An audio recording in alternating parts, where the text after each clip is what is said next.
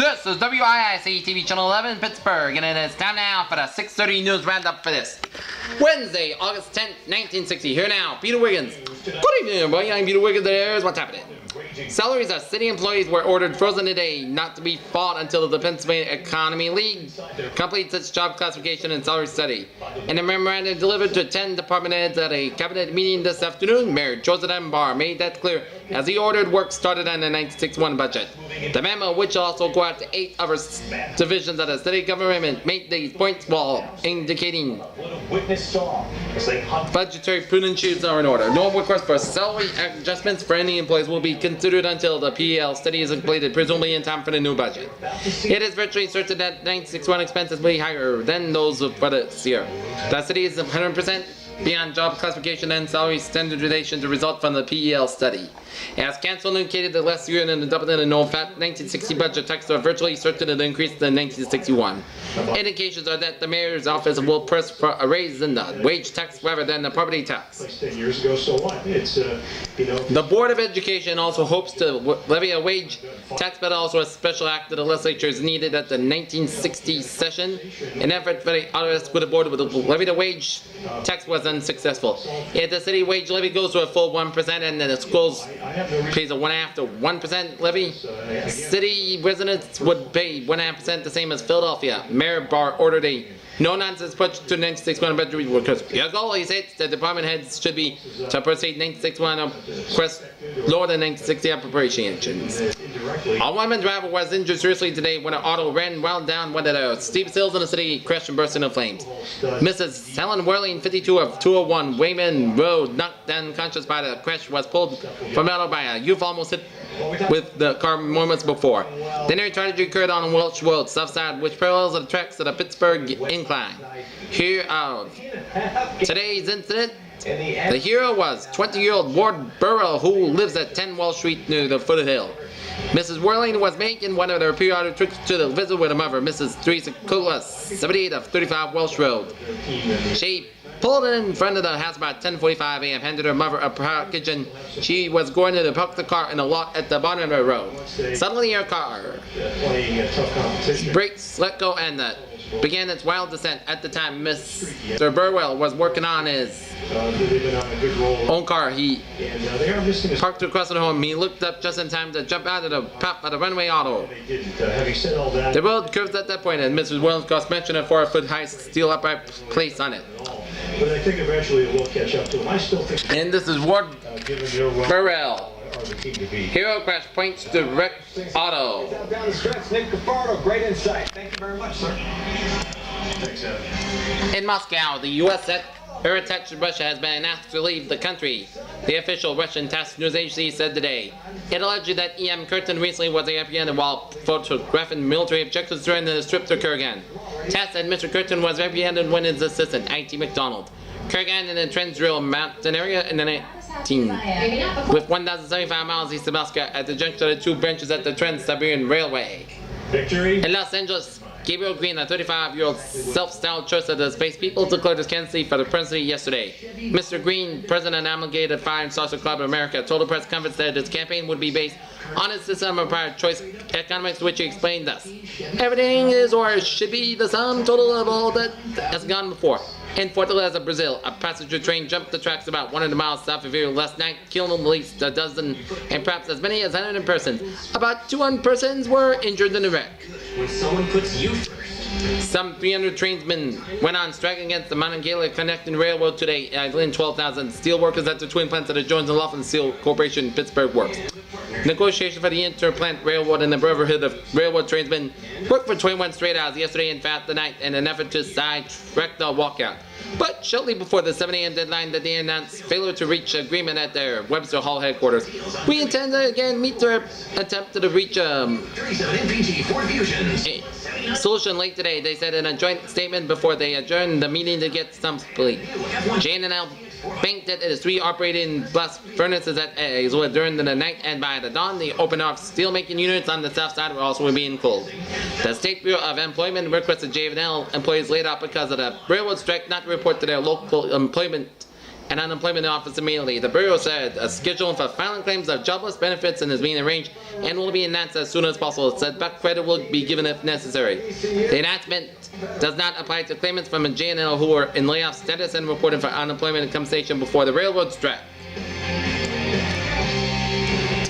In Leopoldville, the Congo, Congolese Premier Patricia Lumbamba was slightly injured tonight when trying to help quell riots which broke out between his followers and rival federalist groups of Africans.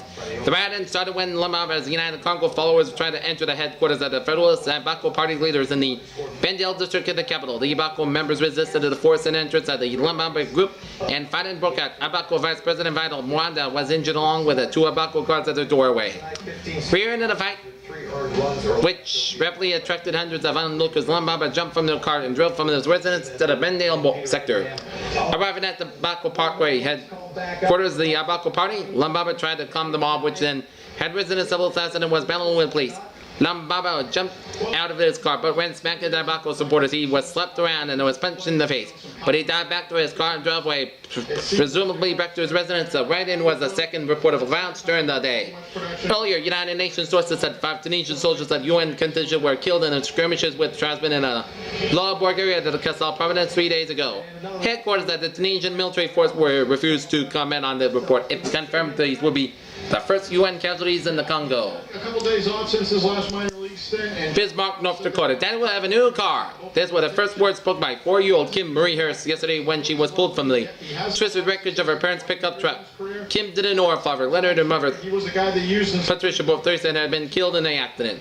Police said the youngster survived because she was So he's got some verse. sleeping in a makeshift bed behind the front street. The family was returning home to Westminster, California from a week on vacation at home of Mrs. On parents. the disabled list, and the Red Sox looking for somebody that they can use in the 7th and 8th inning. You can In New York, stocks. once he gets his feet back on the ground. Moving directly today with Cameron some steel issues performing the general market, which has been outperforming lately as Warren advanced nearly 2 points in the aircraft. Bill and Howell jumped more than 42 points in the Cameron division, and U.S. Steel rose a point on the late bond and then a feature in the steels. Vendor reached a new high in the vending machines. Vic and Lionel moved up 2 points each, and Jones and Laughlin advanced despite the closing of the Pittsburgh works because of the railroad strike.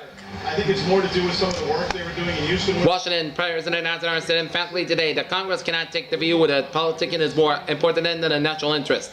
The president also told his news conference that it is a little bit silly for the Democratic critics to accuse him of unloading new programs on Congress when he merely was restated recommendations that he made during the pre-convention session in the Congress he made and never replied. The Democratic critics, especially Senator John F. Kennedy, the Democratic presidential nominee, when he said there was nothing in the economic picture now to indicate that a recession in the president is in the offing.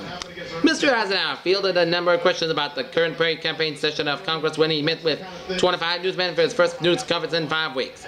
Mr. Eisenhower said that he stood for a number of things which were reflected in the 22-point legislature program. He said, Cheyenne, Wyoming, 3 Atlas Continental ballistic missile launchers. That's a Warren Air Force Base here and were operation at the day.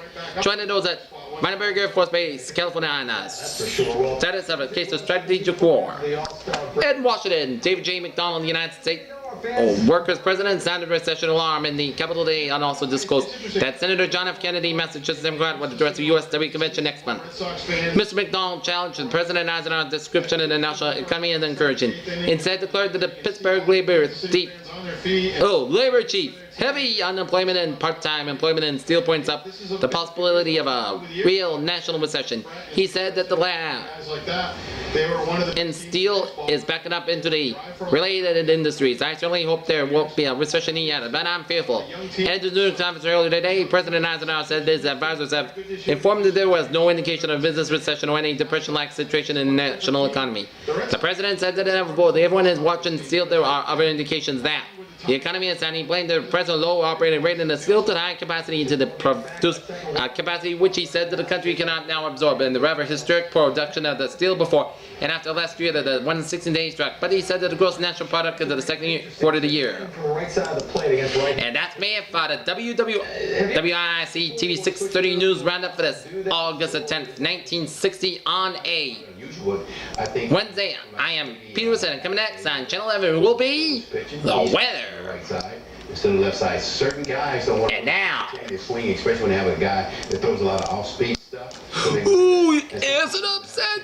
Take Tums for acid and digestion, heartburn gas, never works like Tums. Tums. And now, WIIC TV Channel 11 in Pittsburgh presents Weather with PJ Wiggins. Here now, Peter Wiggins. Good evening, everybody. Right now, our current conditions at 6:30 p.m. in Greater Pitt Airport. Temperature, we got a temperature of 77 degrees with a dew point about 62 degrees. Humidity 60%, barometer 10.91 inches, wind speed west-southwest about 14, visibility 10 miles, and conditions clear skies. And so this Wednesday, August the 10th, 1960. So what they're doing is trying to get the confidence back, and like I said, some guys feel comfortable. All right, let's take a look at our I feel like I'm a little strong on the right side. current conditions around the region. It is 77 all over the place from Butler and Allegheny Airport to Washington, Pennsylvania to Wheeling. Like that. And plus, in another situation that Stretching down to Morgantown, stretching down to Latrobe in Indiana, and Altoona and Johnstown, Pennsylvania, same one in Cumberland, Maryland. Same for in Bradford, Pennsylvania, 67 area with light rain, 72 in Youngstown and Akron, Kent, light rain, and 68 in Cleveland. right-handed pitching this year, so certainly doing something right from the right hand. And it's raining in northeastern Iowa, stretching to northwestern Pennsylvania. As of this hour, Came there from Houston. Justin Maxwell, Jenny Dell. okay, weather-wise around the nation today shows a couple of light rain fell in northern New England, especially in the state of Maine, and a couple of rain showers and storms in the Mid-Atlantic states, stretching into North Carolina and eastern Kentucky and southeastern Ohio, and a couple of batches of showers and storms in Louisiana, stretching into northern Texas and northern Oklahoma, stretching through Arizona, New Mexico, stretching to southern Nevada, and down into eastern California. And it was rainy and cool in the Pacific Northwest of Oregon, Washington coastlines there, and it was cool for much of the Great Lakes in the northeast. It was warm and humid in the southeast and cool in the northwest. Alright, our forecast goes like this. Mostly cloudy with a chance of a shower this afternoon, partly cloudy, and a little shower tonight, Thursday. Sunny, less humid and not as warm. High today, 83 degrees. Low tonight, 60 and high Thursday, 78 degrees. There. Today for 0 down, 0 to signing for qualified customers. 5-day forecast. Temperatures will be averaging in 4 degrees normal, 7 normal. High end of the temperatures are Buffalo, 80 and 50 degrees. Charleston, 86 and 60 degrees. Cool Thursday with little day-to-day change in temperature throughout the period. Saturday, and on Sunday with a usual the 3/4 of an inch of rain. The average daily normal temperature in Pittsburgh for the 5-day period is 71 degrees than average daily. Maximum temperature is 81 degrees, and the average daily minimum temperature is 60 degrees for Pittsburgh. For western Pennsylvania, part cloudy with chances of scatter showers this morning. High today, 82. Fair and cool. Tonight, lows in the 50s, and Thursday, fair and less humid, highs in the 70s. For our considerable continents with its scattering showers and a few thunderstorms ending today, and temperatures becoming less humid today. Fair and cooler tonight. Thursday, fair and pleasant highs in the today, 82, 87 degrees. Low tonight, mostly in the 60s. West Virginia, part cloudy, warm and humid with its scattered thunderstorms tonight. Highs in the 80s and fair and cooler tonight. And Thursday, lows tonight, 60, 65 degrees. And that is going to be it for the WIIC Channel 11 6:30 News Roundup. That's August 10th, 1960. I'm Pierce. I hope you have a good evening, and I'll see you at 11. Good night.